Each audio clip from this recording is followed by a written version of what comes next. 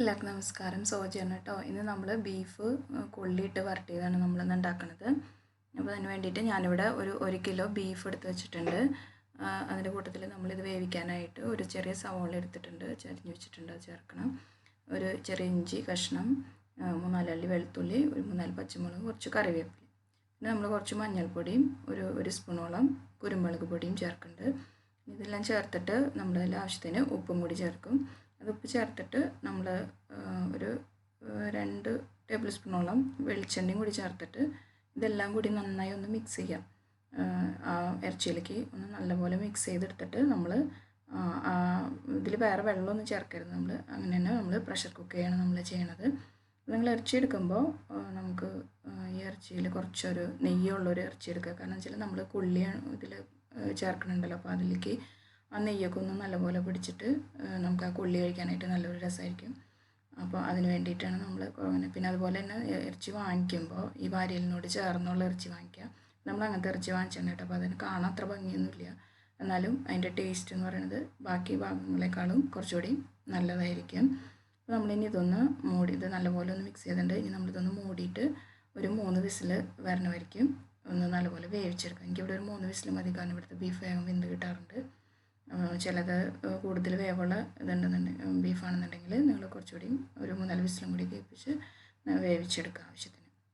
നമ്മൾ ഇതേപോലെ തന്നെ നമ്മളിനി കൊള്ളിനെയും ഒന്ന് വേവിച്ചെടുക്കണം. കൊള്ളി ഞാനിവിടെ കുത്തി നുറുക്കിയെടുത്തിട്ടുണ്ട്. 1 കിലോ കൊള്ളിനെയാണ് എടുത്തിട്ടുള്ളത്. അപ്പോൾ അതിലേക്ക് ആവശ്യത്തിന് ഉപ്പും കുറച്ച് മഞ്ഞൾപ്പൊടിയും ചേർത്തിട്ട് നമ്മൾ ഇത് ആവശ്യത്തിനുള്ള വെള്ളം ഒഴിച്ച് വേവിച്ചെടുക്കുകയാണ് ചെയ്യണത്. എന്നിട്ട് നമ്മൾ ആ വെള്ളം, കൊള്ളി വെന്ത വെള്ളം നമ്മൾ ഊറ്റിക്കളയും.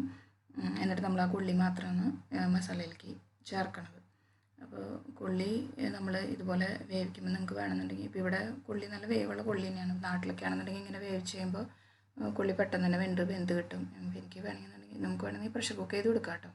എൻ്റെ ഇറച്ചി ഞാനൊരു 3 വിസിൽ കേട്ടപ്പോൾ ഓഫ് ചെയ്തിട്ടുണ്ടായിരുന്നു കേട്ടോ. അപ്പോൾ എന്തായി നോക്കാം. ഇത് അത്യാവശ്യത്തിന് വെന്തെന്നാണ് എനിക്ക് തോന്നുന്നത്. ഇപ്പോൾ ഇത് നമുക്ക് മതി, ഇത്രയും വേവ് മതി. പിന്നെ നമുക്ക് കൊള്ളിയും കൂടി ഒന്ന് നല്ലപോലെ വേവിച്ചെടുക്കാം. ഇവിടെ കിട്ടുന്ന കൊള്ളി അത്ര ടേസ്റ്റും അത്ര നല്ലതുണ്ടാവില്ല, പിന്നെ വേവാനും കുറച്ച് താമസം തന്നെയാണ്. അപ്പോൾ ഇത് ഇപ്പോൾ അത്യാവശ്യം വെന്തിട്ടുണ്ട്. നമുക്കിതിലെ വെള്ളം ഊറ്റി കളയാം. വെള്ളം ഊറ്റി കളഞ്ഞിട്ട് നമുക്ക് ആ കൊള്ളി മാത്രം എടുക്കാം. പിന്നെ നമ്മളിതിലേക്ക് ഒരു മസാലക്കൂട്ട് ഉണ്ടാക്കണം. മസാല ഉണ്ടാക്കിയിട്ട് അതിലേക്ക് ഇത് ചേർക്കാം. അപ്പോൾ അതിന് വേണ്ടിയിട്ട് ഞാൻ അവിടെ ഒരു പിടി, ഒരു 10-20 ചെറിയ ഉള്ളി ചതച്ച് വെച്ചിട്ടുള്ളത്, പിന്നെ ഒരു 2-3 ഒരു കുടം വെളുത്തുള്ളിയും ഒരു ചെറിയ കഷ്ണം ഇഞ്ചിയും ചതച്ചത്, ഒരു 3-4 പച്ചമുളകും, കുറച്ച് കറിവേപ്പില, പിന്നെ മസാലപ്പൊടികൾ വേണ്ടത് മുളക് പൊടി വേണം, മല്ലിപ്പൊടി, ഗരം മസാലപ്പൊടി, മഞ്ഞൾപ്പൊടി.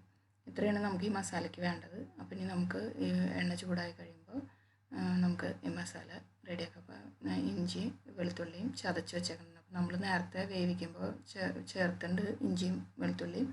ഇപ്പോൾ ഇതൊരു ചെറിയ കഷ്ണം ഇഞ്ചിയും, നമ്മൾ നേരത്തെ ഒരു കുടം വെളുത്തുള്ളിയാണ് എടുത്തത്. അപ്പോൾ അതിലൊരു 3-4 അല്ലി ഞാൻ നേരത്തെ വേവിക്കുമ്പോൾ ചേർത്തിട്ടുണ്ടായിരുന്നല്ലോ. ബാക്കിയുള്ളത് ചതച്ചതാണ് ഇട്ടത്. അതുപോലെ തന്നെ പച്ചമുളക് ഒരു 4-5 പച്ചമുളകാണ് എടുത്തത്. അപ്പോൾ അതിൽ 2-3 അപ്പം ചേർത്ത്, ബാക്കിയുള്ള 2 ഇപ്പോൾ ചേർത്തത്. അതിൻ്റെ കൂട്ടത്തിൽ കുറച്ച് കറിവേപ്പിലയും ചേർത്തിട്ടുണ്ട്. കറിവേപ്പില ഇവിടെ എൻ്റെ ഇല്ല, അപ്പോൾ കുറച്ചുള്ളൂ. അപ്പോൾ അത് മാത്രം ഉള്ളത് ഞാൻ ചേർത്തേണ്ടതാണ്, അതാണ് കാണാത്ത കേട്ടോ. നിങ്ങൾക്ക് ആവശ്യത്തിന് വേണമെങ്കിൽ ചേർക്കാം. ഇനി ഇതിൻ്റെ പച്ചമുളകൊന്ന് മാറിക്കഴിഞ്ഞപ്പോൾ നമ്മൾ ഈ ചെറിയ ഉള്ളി ചതച്ച് വെച്ചേക്കുന്നതാണ്. അപ്പോൾ ഈ ചെറിയ ഉള്ളി ബീഫ് വയ്ക്കുമ്പോൾ കറിക്ക് എനിക്ക് സവാളയെക്കാളും കൂടുതൽ ചെറിയ ഉള്ളി ചേർക്കുമ്പോഴാണ് നല്ലൊരു ടേസ്റ്റ് തോന്നിയിട്ടുള്ളത്. അപ്പോൾ നിങ്ങൾ ഇതുപോലെ ചെറിയ ഉള്ളി ചേർത്തിട്ടൊന്ന് ഉണ്ടാക്കി നോക്കുക. അപ്പോൾ ചെറിയ ഉള്ളി നമുക്ക് ഈ ബീഫിന് ഒരു പ്രത്യേക ടേസ്റ്റ് കൊടുക്കുന്നതായിട്ട് എനിക്ക് തോന്നിയിട്ടുണ്ട്. നമ്മൾ മസാലയ്ക്ക് ഉള്ളി മൂത്ത് വന്നപ്പോൾ മസാലപ്പൊടികൾ ചേർക്കുകയാണ്. മല്ലിപ്പൊടിയാണ് ചേർത്തത്, 4 സ്പൂണോളം മല്ലിപ്പൊടി ചെറിയ സ്പൂണിൽ ചേർത്തിട്ടുണ്ട്, 4 ടീസ്പൂൺ എന്ന് പറയാം, ചേർത്തിട്ടുണ്ട്. പിന്നെ നമ്മൾ മുളക് പൊടി ചേർത്ത് കൊടുക്കുന്നത് ഞാനതൊരു നിറച്ച് 3 സ്പൂൺ, നമ്മളിങ്ങനെ മുകളിലേക്ക് നിൽക്കില്ലേ അങ്ങനത്തെ ടീസ്പൂൺ തന്നെ 3 സ്പൂൺ മുളക് പൊടിയും ചേർത്ത് കൊടുക്കുന്നുണ്ട്. പിന്നെ ഇതൊന്ന് നല്ലപോലെ മൂത്ത് വരുമ്പോൾ നമ്മൾ മഞ്ഞൾപ്പൊടി ഇട്ടിട്ടാണ് നമ്മളെല്ലാം വേവിച്ചത്, എന്നാലും ബാക്കിയുള്ളവർ കുറച്ച് മഞ്ഞൾപ്പൊടിയും കൂടി ഇതിലേക്ക് ചേർത്ത് കൊടുക്കുന്നുണ്ട്. പിന്നെ ഗരം മസാലയാണ് നമ്മൾ ഇതിലേക്ക് ഇനി ചേർക്കാൻ പോണത്. അപ്പോൾ ഗരം മസാല ഞങ്ങളുടെ വീട്ടിൽ പൊടിച്ച ഗരം മസാലയാണ്. അപ്പോൾ ചിലർ ഗരം മസാല ഏറ്റവും ലാസ്റ്റ് ചേർക്കണ കണ്ടിട്ടുണ്ട്. പക്ഷേ ഞാനെപ്പോഴും ഇങ്ങനെ മസാല ഉണ്ടാക്കുമ്പോൾ തന്നെയാണ് ഗരം മസാലയും ചേർക്കാറ്. അതിലെനിക്ക് ആ മണമൊന്നും അങ്ങനെ പോണത് പോലെ തോന്നിയിട്ടൊന്നുമില്ല കേട്ടോ. മസാലയുടെ ടേസ്റ്റ് അപ്പോൾ തന്നെ കിട്ടാറുണ്ട്. പിന്നെ നമ്മൾ ഇപ്പോൾ ഈ മസാല മൂത്ത് കഴിഞ്ഞ് പിന്നെ നമ്മളിതിലേക്ക് നമ്മൾ വെച്ച് വെച്ച ബീഫ് ചേർത്ത് കൊടുക്കണം. അപ്പോൾ ബീഫിൽ നമ്മൾ വെള്ളമൊന്നും ചേർത്തിട്ടുണ്ടായിരുന്നില്ല, പക്ഷെ ഇപ്പോൾ നല്ല അതിലുള്ള വെള്ളം വന്നേക്കണം, വെള്ളം ഇറച്ചിയിൽ നിന്നുള്ള വെള്ളം വന്നേക്കുന്നതാണ്. അപ്പോൾ അതടക്കമാണ് നമ്മൾ ചേർത്ത് കൊടുത്തേക്കുന്നത്. പിന്നെ നമുക്ക് ഈ മസാല ഒന്ന് നല്ലപോലെ മിക്സ് ചെയ്ത് കൊടുക്കാം.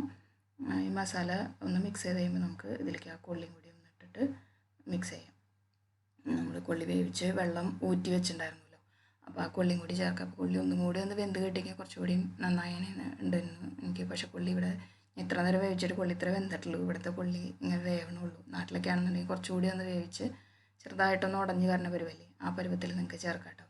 നമ്മൾ ഈ കൊള്ളിയിലും ഇതിലും രണ്ടിലും കൂടി മസാല ഒന്ന് നല്ലപോലെ മിക്സ് ചെയ്തിട്ട് നമുക്ക് ഒരു 2 മിനിറ്റ് നമുക്കിതിനൊന്ന് മൂടി വയ്ക്കാം.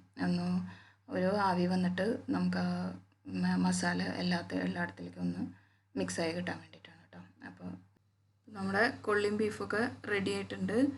നമുക്ക് ഇത് സെർവിങ് ബൗളിലേക്ക് ഒന്ന് മാറ്റി കൊടുക്കാം. അതിന് മുമ്പ് നമുക്ക് കുറച്ച് മല്ലിയില ഇതിന് മുകളിലൊന്ന് ഇട്ട് കൊടുക്കുക. നല്ല മണം വരുന്നുണ്ട്. നമുക്കിനി ഇതൊന്ന് ഒരു സെർവിങ് ബൗളിലേക്ക് മാറ്റി കൊടുക്കാം.